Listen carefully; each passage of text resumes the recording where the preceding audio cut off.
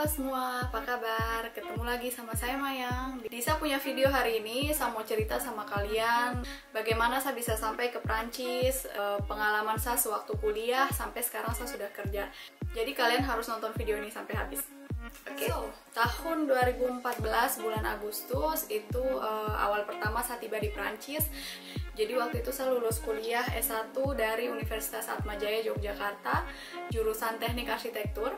Lulus dari saya punya S1 itu langsung saya ambil kursus bahasa Prancis selama 6 bulan di IFI Salemba. Sekarang kalau tidak salah sudah pindah di Tampere. Saya ambil kursus di IFI sana selama 6 bulan. Jadi 6 bulan itu dari level A1 sampai B2. Kenapa saya ambil level B2? Itu karena jurusan yang saya mau ambil di Prancis itu minimal saya harus punya level B2. Jadi itu juga tergantung jurusan masing-masing ya, karena biasanya ada beberapa jurusan yang A2 atau B1 aja udah cukup. Jadi kalau kalian mau kesini, kalian harus lihat dulu kalian punya jurusan level apa yang mereka butuhkan. Nah, setelah saya punya level B2, habis itu saya daftar kuliah, dan kebetulan waktu itu saya diterima di 3 universitas di Prancis, tapi saya pilih kota Angers, yaitu kota yang sekarang saya tinggali. Saya datang ke Prancis ini untuk ambil jurusan urban design. Jadi saya ambil kuliah master itu selama 2 tahun. Pengalaman saya selama kuliah itu sebenarnya ini tergantung orang-orang juga ya. Kalau ini sih saya cerita sama kalian menurut saya punya pengalaman sendiri. Jadi 3 bulan pertama waktu saya sampai di sini tuh memang agak-agak susah waktu saya mulai kuliah, karena saya punya kuliah itu kan 100% saya pakai bahasa Prancis. Sedangkan saya itu les di Indonesia, waktu itu memang saya punya guru, saya punya lingkungan memang semuanya orang Indonesia. Kalau saya pribadi ya, saya tidak tahu teman-teman yang lain mungkin pengalamannya beda. Bicara bahasa Prancis sama orang Prancis itu beda sama bicara bahasa Prancis dengan saya punya teman-teman dulu di Indonesia. 3 bulan pertama waktu saya kuliah tuh memang agak-agak susah, agak-agak bagaimana ya, agak-agak ya kalau saya kuliah tuh tidak 100% saya bisa tangkap itu maksudnya apa gitu. Tapi untungnya alhamdulillah ya, dulu saya punya teman-teman sekelas itu mereka baik sekali. Mereka tuh kayak suka kirim-kirim materi-materi kuliah gitu. Walaupun saya tidak minta, mereka langsung kirim ke saya punya email. Jadi ya untungnya waktu itu seperti itu. Nah, di Prancis ini kalau kita kuliah itu selalu diwajibkan untuk magang. Tahun pertama itu saya susah sekali cari magang. Jadi saya punya dosen itu dia tawarin untuk bantu-bantu dia di laboratorium di kampus. Terus setelah magang di tahun pertama itu saya ada punya waktu sedikit sebelum saya lanjut di tahun kedua. Jadi waktu itu saya coba-coba untuk au pair selama 1 bulan. Waktu itu saya tinggal sama keluarga Prancis. Dia punya anak 3, tapi yang saya jaga itu anak yang paling terakhir. Waktu itu dia umur 7 tahun.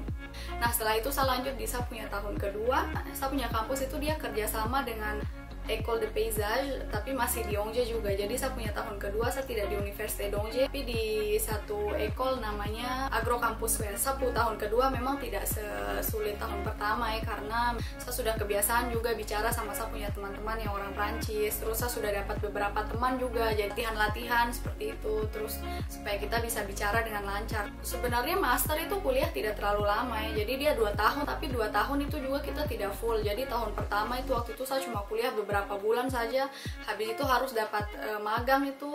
Terus setelah magang langsung kita skripsi, bukan skripsi, jadi kayak laporan akhir gitu. Langsung lanjut ke tahun kedua.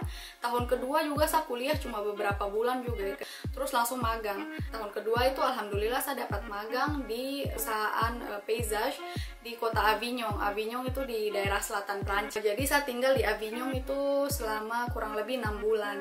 Jadi ya itu saya punya pengalaman pertama kerja di saya punya magang. Tahun kedua itu memang apa ya, saya rasa itu bukan saya punya passion gitu. Saya kayak tidak ada keinginan untuk kerja di bidang itu secara profesional. Waktu itu saya betul-betul galau, kayak saya sudah kuliah lama-lama 4 tahun di jurusan arsitektur di Indonesia, terus saya datang ke Prancis untuk kuliah di saya punya jurusan ini, tapi kayak saya tidak mau kerja di bidang ini secara profesional gitu. Jadi agak-agak galau gitu ya. Tapi ya sudahlah, saya jalani saja gitu. Setelah saya selesai saya punya magang itu langsung saya balik lagi ke Angers.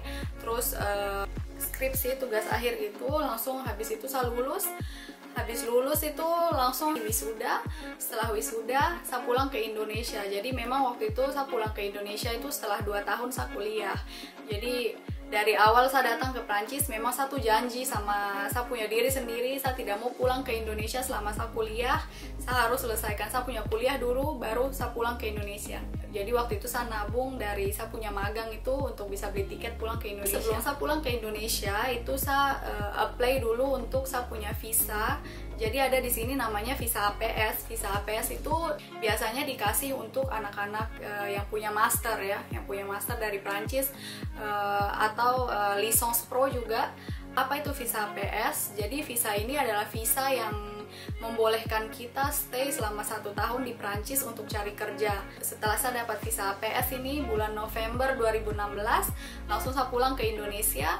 Terus saya stay di Indonesia selama 3 bulan, liburan, ketemu sama keluarga, ketemu sama teman-teman semua di sana.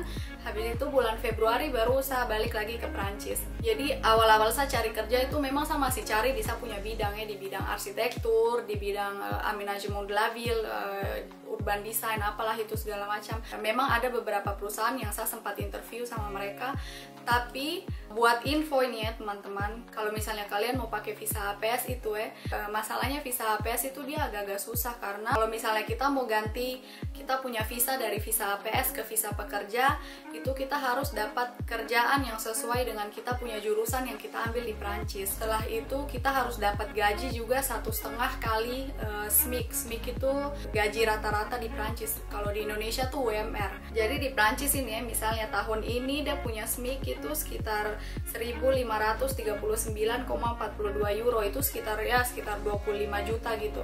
Itu udah punya gaji rata-rata, dan kita tuh harus dapat gaji 1,5 kali gaji rata-rata itu. Jadi kalian bayangkan, waktu itu baru lulus, saya belum punya pengalaman, udah gitu saya orang asing.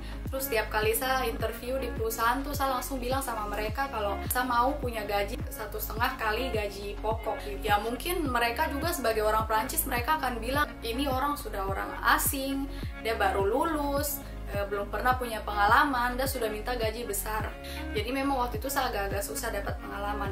Tapi kalau kalian anak-anak yang sekarang ini yang baru mau lulus master sekarang di Prancis ini, enaknya sekarang visa APS itu sudah tidak ada. Jadi mereka ganti visanya itu jadi Recherche Emploi ou Création d'entreprise. Jadi bedanya visa ini sama visa APS itu, kalau visa ini kalian boleh pulang ke Indonesia dulu setelah lulus. Habis itu kalian cari kerja di sana, cari pengalaman dulu di sana. Setelah kalian dapat pengalaman, baru kalian balik lagi ke Prancis untuk cari kerja di sini. Tapi maksimal kalian dikasih waktu 4 tahun. Jadi 4 tahun tuh kalian boleh cari kerja di Indonesia dulu, cari pengalaman banyak-banyak, baru balik lagi ke sini untuk cari kerja. Balik lagi ke saya punya pengalaman pribadi. Jadi waktu itu saya masih tunggu-tunggu interview, tunggu-tunggu panggilan, terus atau enggak tunggu-tunggu dengar hasil juga. Saya punya satu teman, itu dia tahu kalau saya tuh memang suka masak. Memang dari dulu tuh saya suka masak dari zaman kuliah. Saya suka undang-undang saya punya teman-teman untuk datang ke rumah. Jadi saya masak, terus mereka makan, saya punya makanan. Jadi dia bilang sama saya, selama kau tunggu kau punya pekerjaan itu buat tambah-tambah uang jajan. Jadi dia tawarkan saya untuk kerja di restoran. Jadi dia tuh kenal sama orang Prancis yang punya restoran. Dia bilang kok coba saja kerja sama mereka gitu. Jadi dia kasih kenal saya sama yang punya restoran itu. Saya ikut kerja sama mereka beberapa bulan. Jadi restoran ini waktu itu mereka tuh kayak suka bikin catering gitu, bukan catering, jadi kayak mereka tuh suka ikut-ikut event gitu toh, jadi mereka yang masak. Ya waktu itu saya ingat sekali pertama kali saya kerja sama mereka itu ada event di salah satu kota di Prancis gitu, kayak event kapal-kapal besar gitu. Nah itu terus saya masak sama mereka. Waktu itu kita masak untuk 400 orang, sedangkan kita di dapur tuh cuma bertiga. Dan itu saya belum pernah punya pengalaman masak secara profesional, jadi itu pertama kali. Setelah masa kerja sama mereka itu saya tidak sadar kalau saya punya visa APS ini habis. Akhirnya waktu itu memang posisinya saya sudah punya pacar orang Prancis.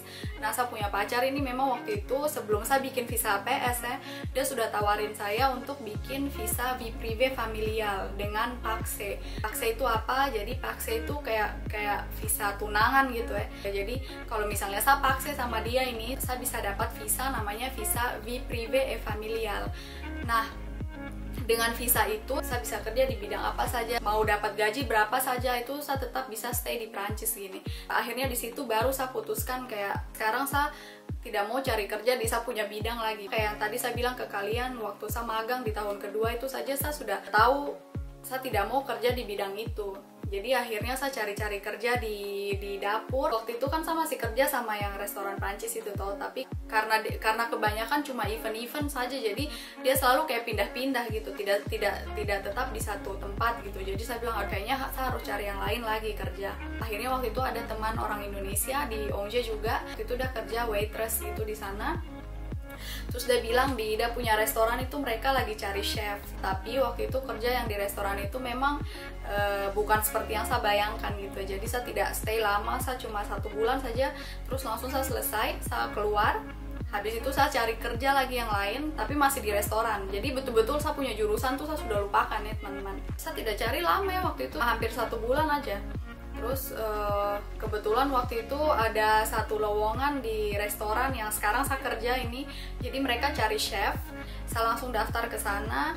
Hari pertama itu udah punya bos bilang besok kok datang untuk masa percobaan. Terus selesai kerja begini dia bilang oke, besok kita tanda tangan kontrak, dia bilang gitu. Di Prancis ini teman-teman ada 2 macam kontrak kerja yang paling dicari. Yang pertama namanya kontrak kerja CDD atau contrat durée déterminée. Jadi itu adalah kontrak kerja yang ada batasnya. Jadi misalnya kita dikasih kontrak kerja CDD selama 6 bulan, jadi kita nanti akan kerja selama 6 bulan. Setelah 6 bulan kontrak itu habis. Nah yang satu lagi namanya kontrak CDI atau contrat durée indéterminée. Nah itu tuh kayak kontrak seumur hidup gitu. Terus waktu itu saya ditawarin itu yang kontrak CDI, jadi alhamdulillah sekali. Nah begitulah saya punya cerita secara singkat bagaimana saya kuliah, bagaimana saya dapat kerja di sini.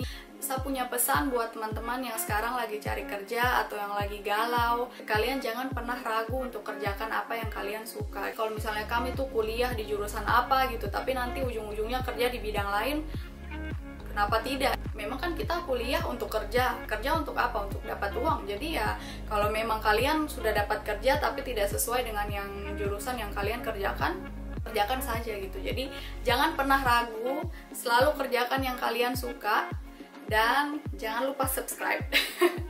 Oke, sampai di sini dulu saya punya video. Semoga ini bermanfaat. Kalau ada dari kalian teman-teman semua yang mau tanya-tanya sama saya soal bagaimana apply visa di sini atau bagaimana cari universitas di sini, kalian jangan ragu-ragu.